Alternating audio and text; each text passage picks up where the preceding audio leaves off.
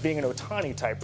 I'm not going to compare him to Ohtani after what I did with Ward and Mahomes, but I'm sitting here thinking he should be able to play as many snaps as he wants on both sides of the ball. And to me, I want to see a GM and a coach sit down with him and say, this is how we're going to use you. He has to be comfortable. He should have a lot of say in this and maybe try to dictate where he goes. Damian? Yeah, listen, I think that it will be tough because of the positions that he plays. I think usually the one position we talk about that has that type of flex is quarterback, obviously. Here's what I will say about Travis Hunter and playing both ways. I absolutely agree that I think this young man should be given every opportunity to play both ways. We also have to think about the level of competition that this young man is going to see. I mean, think about it. When he plays cornerback, and I think, by the way, he could be a Hall of Fame cornerback in this league, like right out the gate. He could be that type of guy. But he's going to be facing Justin Jefferson. Okay, he's going to be facing Jamar Chase. All of these elite wide receivers right off the bat. That's going to be the expectation for him to match up there. And then to try to go out there and play a bunch of snaps at the wide receiver position, I just think I think he needs a transition when he first comes into the National Football League, because it's going to be a tall task to ask him, hey, shut down these premier wide receivers. And oh, by the way, go out here and play a bunch of snaps at the wide receiver position. I know this is kind of earth-shattering, but I agree with Kevin on this. Like, we've reached a watershed Is moment that on less the of a program. hot take than his first one? Yes. Is his build Yes. hot take less of a hot take than his Mahomes? I think it is because because Travis Hunter is a unicorn. Yep. And why would you possibly try to coach out the unicorn, Yep. coach the unicorn out of him rather, and just say pick one of these and do this really, really well? Like, we haven't seen somebody play at this high of a level, both wide receiver and cornerback. And yes, I know he did it at the college level, but he did it at such a proficient rate that it won in the Heisman Trophy.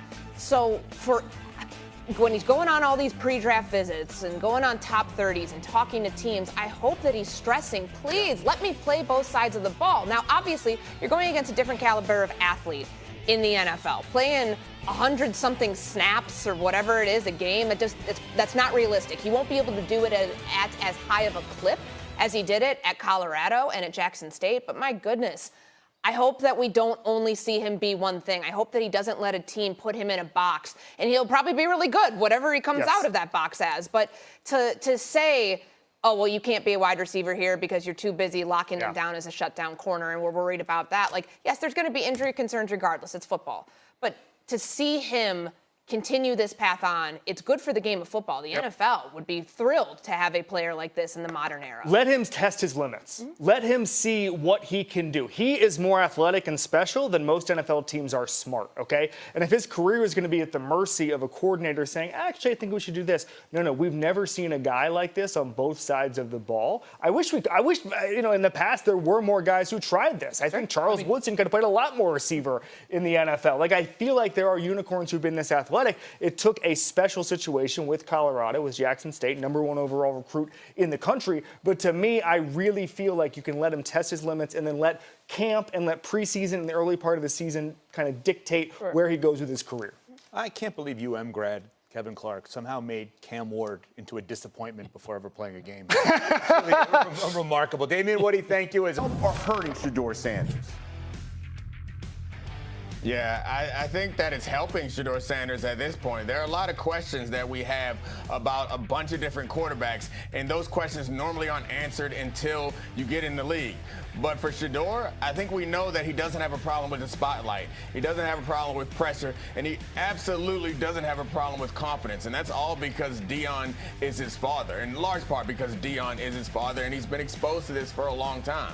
He's pointed out that he's gone to 2 separate programs, and the spotlight gets bigger and bigger, and both of those programs got a lot better when he got there. So I think it's hard to think of a way how this hurts him. On top of all of that, his father understands the NFL and has relationships all over the league. So I think that there's nothing wrong with having an expert on your team like Deion Sanders. Yeah, I'd like to hear your perspective, considering being in a front office guy. Does that help or hurt him? Yeah, Brian, I agree with what Neek said. Here's my only concern. And again, I'm bullish on Shedeur Sanders. The grade of incomplete is when you hit a bump in the road, because part of your job description to be a quarterback in the NFL is mental toughness and resiliency.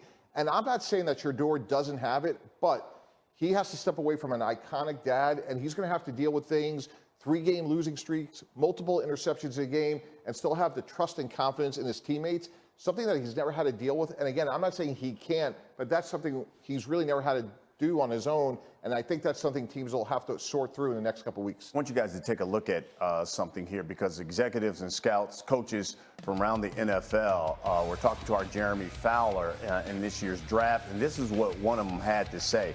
Quote, talking about Shedeur Sanders. If it was me, I couldn't do that, said the separate AFC executive on taking Sanders in the top 10. Not a great athlete, not big, not strong, undisciplined game, comes with scrutiny. Is he going to be good enough? One comp from an NFC personnel said maybe he's Teddy Bridgewater, a fringe starter who makes good decisions, does some good things, but won't get you over the top, is what he said. Kevin, give me your reaction to this. I don't like any of it, frankly. And the anonymous AFC executive, we don't know, because he's anonymous, whether he's building one of the AFC's best teams or he's a clown who makes mistakes all the time. So it's hard for me, and I err towards clown, by the way. It's hard for me to gauge this, but I don't like anonymous quotes that are negative. I just think that put your name on it. Mike T and I talked about this earlier. But for me, Teddy Bridgewater would not be a bad comp. Teddy Bridgewater coming into this league was not a fringe starter. I don't know what that NFC personnel guy was talking about. He was on the star track. He was on the franchise quarterback track until he got injured. So for me, he's a different type of prospect. He doesn't have the tools that a lot of top 10 quarterbacks have, but he's got accuracy, he's got touch, he's got toughness. He's a top 10 guy for me. What do you think, Mike? Yeah, Brian, I totally agree with Kevin. And as Shannon Sharpe would say, it's bull jive. Like, put your name on it. If you don't like a player, put your name on it. I hate anonymous criticism. This guy's a really good player, hard stop. He is going to be a good NFL quarterback. I've compared him to Kirk Cousins, who's had a really good career. And look, he may not have elite talent, but what Trevor Lawrence had elite talent coming out. How's that worked out? Anthony Richardson has had bumps in the road. Sometimes we get into this trait discussion that we used to talk about with corners, with quarterbacks. Give me a competent decision maker with a good arm, accuracy, touch, and dependability. That's Shedeur Sanders. He's going to go the first round. And by the way, guys, let's just remember this. The draft is the beginning of the story, not the end. Get to a good organization, get coached well, and have a great career. An anonymous get-up panelist says it's bull jive. Exactly. Nick, give me your take on that. Was the criticism fair, you think?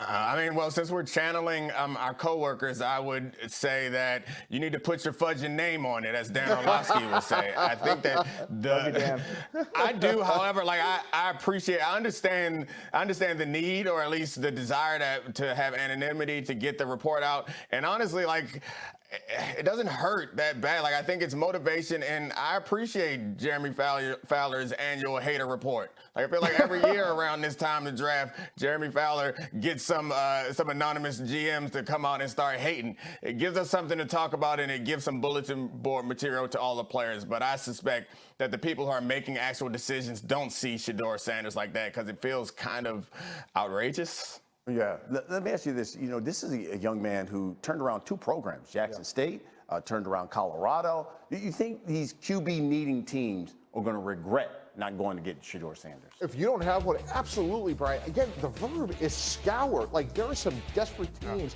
that need quarterbacks. And you look at a guy like him, again, is he perfect? No, but there's very few perfect prospects, except for what Kevin's saying about Cam Ward. That's right. But in all seriousness, Brian, absolutely they'll regret it, because